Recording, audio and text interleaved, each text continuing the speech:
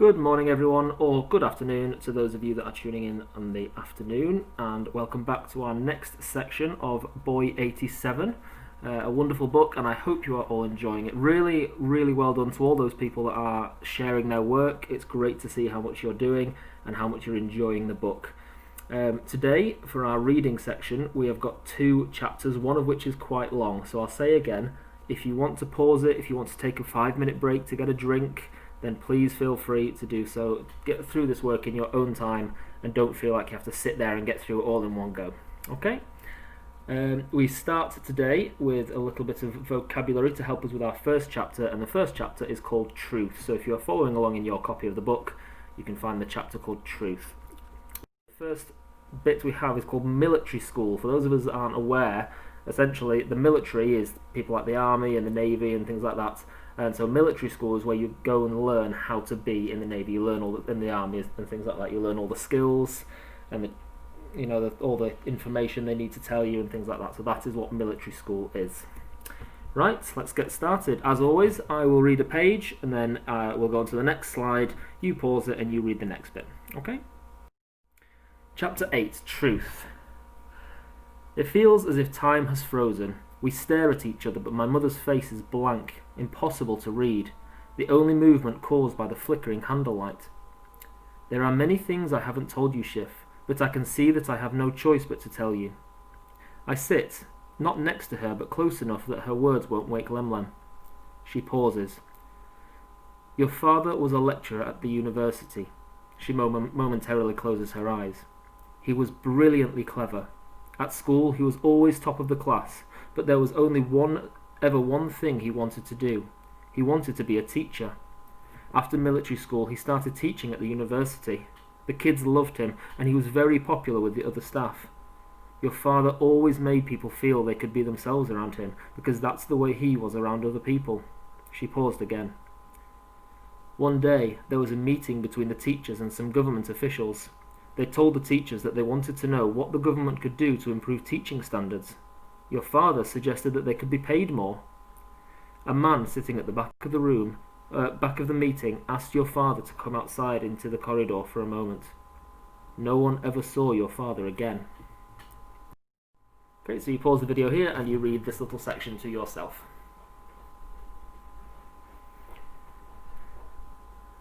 Okay, welcome back. I'll just read that last line so we can ease into the next slide altogether. So, the government had to be sure your father wouldn't make anyone else feel the same. They wanted to make an example of him. Make an example of him? But everyone thinks he's dead. His friends don't know what happened to him, and that's what frightens them more. So, if Dad isn't dead, then where is he? I can feel hot tears pooling in my eyes. There are camps where they send people like Dad. No one knows where they are, and no one can visit. Your father cannot leave. He may never leave. That's why I told you he's dead. I feel like I'm dying all over again. Shiv, I don't tell you these things because not knowing them is safer for you, but I'm learning that you are just like your father. You're not happy with answering questions. You must ask them too. But for your safety, for our safety, you must understand that you can't. Okay, pause the video here and you read this page.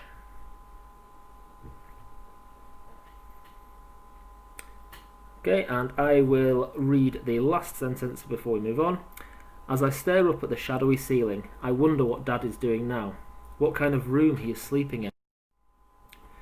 I remember Dad coming home from work one day with a present wrapped in a cloth. My chest set. I step softly towards the cupboard and slide it out. I lay it on my bed and take out the pieces. I look at them like I expect them to reveal more. Instead, I feel like each piece is a connection to my father. They have an energy. My father is alive. I will not stop asking questions until I know everything. If Mum is right about the dangers that brings, then she will have to keep her promise and tell me herself. Then there will be no need to ask other people what is going on. For the first time ever, I will already know. Okay, some questions about that chapter. That was the shorter of the two chapters. 2 questions for retrieval. Again, retrieval is where you go and you look in the text and you find the answer. It's usually a quote or something like that. So, question 1, what happened to Shif's dad? What actually happened? We found out that he hasn't died, but what actually happened? Question 2. What gift did Shift's dad get for him? What gift did Shift's dad get for him? Okay, and then we've got 2 inference question. Again, the inference is where we understand what has happened, but it doesn't necessarily tell us exactly in the book. So, how do you think Shift would have been feeling when his mum told him about his dad? And what do you think Shift might have been thinking when he was laying on his hard bed? Okay, so that is your questions for that chapter. Pause the video here and have a go at writing them down, and we'll talk about them at a later point. Okay, welcome back. We are moving on to the next chapter now. This is a long chapter and it's called Leave. So as I said before, if you need to pause, please do, and take your time getting through it and enjoying it. Okay, and here is some information that you need to know about this chapter, some vocabulary and things like that. So, the government's method of conscription includes roundups, which are known as GIFA, and involves house and workplace searches as well as roadblocks. These roundups are reportedly conducted by the police and the military. So what that's saying is that the government sends out the army to go and round up people that need to be coming into to do their military service and their military schooling. They literally send people out to the streets to go and get people and bring them in. And a gold mine is exactly what it sounds like. It is a mine where you dig for gold. Okay, moving on. So, chapter 9, Leave. As always, I'll read one, then you read the next. The next morning, I sit in a geography class but cannot concentrate on what the teacher is saying. I realise too late that he is talking to me. I look at him blankly. Ato Gurma, would you mind repeating the question? He gives me a stony stare. Then will you be joining us for the remainder of this lesson? I nod, and the rest of the class laughs. I feel like the words my mother shared with me last night are hovering above my head. My secret is lit up for everyone to see. No one has mentioned the empty seat next to me, Binny's seat. Normally, Binny and I would see who could solve an equation the fastest, who can finish their exercises first. Today, I want to be invisible. I want my lessons to end so that I can run home and discover the other pieces to the puzzle of my life. To pass the time, I begin to daydream. If I want to be the best engineer in the country, I must get top marks in maths. But for the first time, I'm beginning to wonder if that's what I want. I want to get top marks, of course, but maybe I could do something different. Okay, pause the video and you read this page to yourself. Make any notes that you need to.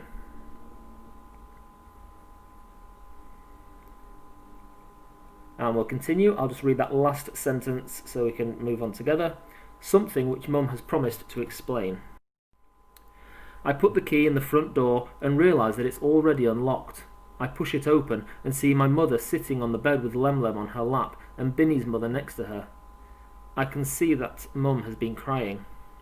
Shiv, come and sit down, she says without looking up. As I sit down, Saba hugs Mum and says she will go home to get things ready. Mum whispers in Lemlem's ear to go and sort through the threads in her sewing basket. But I want to stay and listen, Lemlem says. Find some bright thread and maybe I can sew a pattern on your dress this weekend. Lemlem hops down and walks eagerly over the basket in the other room.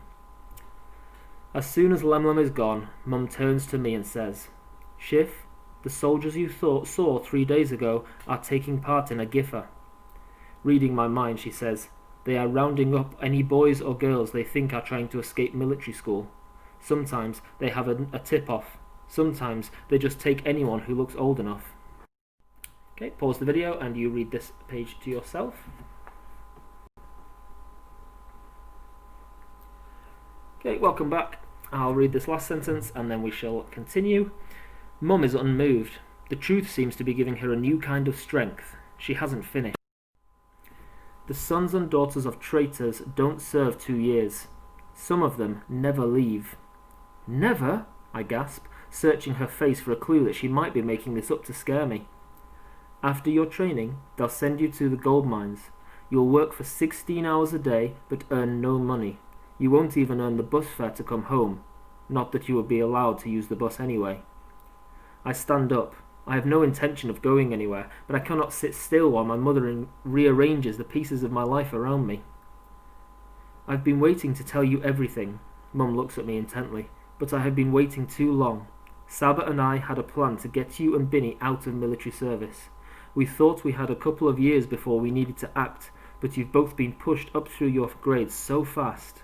We were proud, but also frightened by the speed at which you were approaching grade 12. Then, when the soldiers came to our district, Saba decided to take Binny out of school. Lots of people do it, hoping it will make their children harder to track. Out of sight, out of mind. But you are not out of sight or out of mind. The soldiers did see you the evening when you went out to get Injera. Now they want to track you down. They will be back, maybe this week. It wouldn't take them long to find out that Binny is living next door, and he'll be rounded up too. That is why you both have to go now. Okay, you pause this and read it.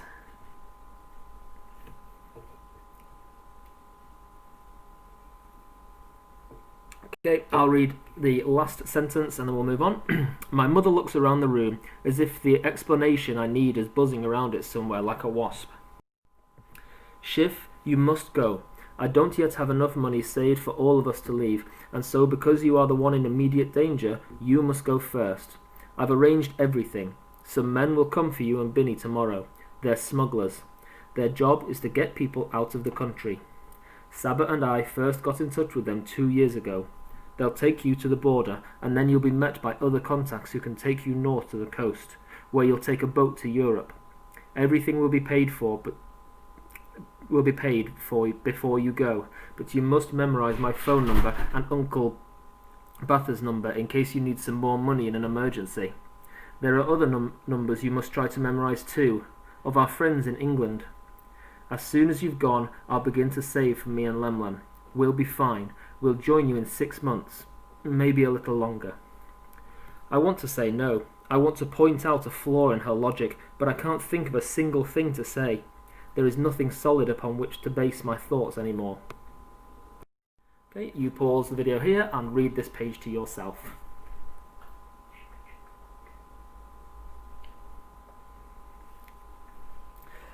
Okay, welcome back. As always, I'll just read that last sentence together and we can move on. I don't want to frighten her. Pack now, then we'll eat together. Lemlem bounces back into the room, clutching some bright threads. In a daze, I open the wooden cupboard. The same wooden cupboard I open every morning and evening. I look at my 4 t-shirts and decide which ones to take. Suddenly, 4 seems like luxury. I pack some underwear, a pullover and my chest set. I take a plastic bottle from the yard and fill it with water. I stuff it all into my small fabric duffel bag and leave it at the foot of my bed. Can I go and see Binny? I ask. No, please stay inside now until tomorrow. We don't want to attract any attention. Anyway, Saba will want to spend this evening with Binny, and I want to spend it with you. I want to walk out of my house, then come back and find that everything is the same as it was this morning. I wonder whether Saba has told Binny yet. I wonder how I will know. Will there be shouting? Of course not. But will he just accept what she says, like I did? Or will he refuse to go? It feels as if the course of my life, which had seemed so certain, is shifting like sand beneath my feet and might just suck me under. Okay, you pause the video here and read this page to yourself.